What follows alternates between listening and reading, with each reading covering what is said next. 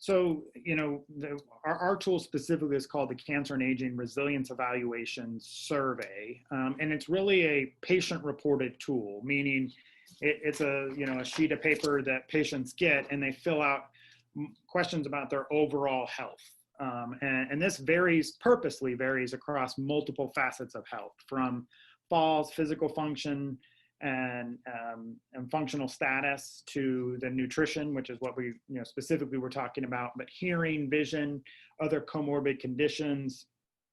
We actually have financial distress, social activities, anxiety, depression, cognitive function. It's got a lot. And basically, there's been consensus work done across people like myself who are geriatric oncologists, and there's specific domains of health that are needed to be assessed for kind of quality care in this population. And we've included all of those. And then they basically fill this out when they're being seen for the first time here in the clinic. And then that's provided to the clinical team to kind of look at and to utilize. Okay.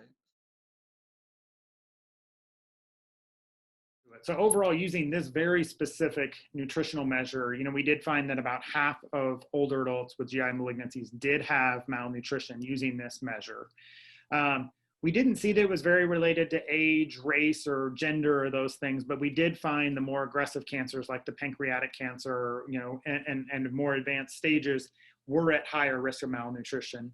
And then we also found, although cross-sectionally, that patients that had malnutrition did have a whole array of other bad things that we don't want, including falls, higher rates of frailty, emergency room and hospitalizations, more comorbid condition, basically everything we looked at.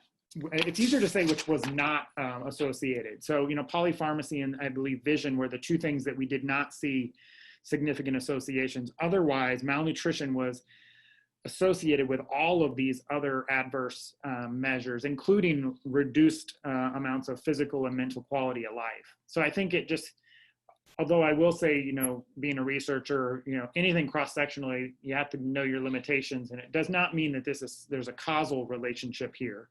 But I think it definitely shows you, kind of rises to level of concern, and shows you that I think even after controlling for some of the factors we controlled for, there were these strong associations. And given that this is a targetable thing, we should be further examining those interventions in this population.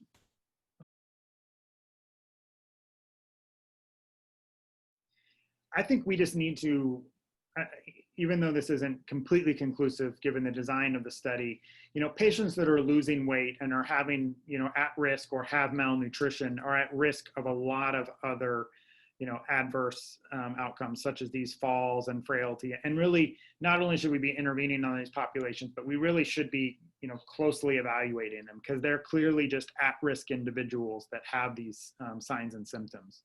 And to me, I think that's in large part, my takeaway from a lot of this.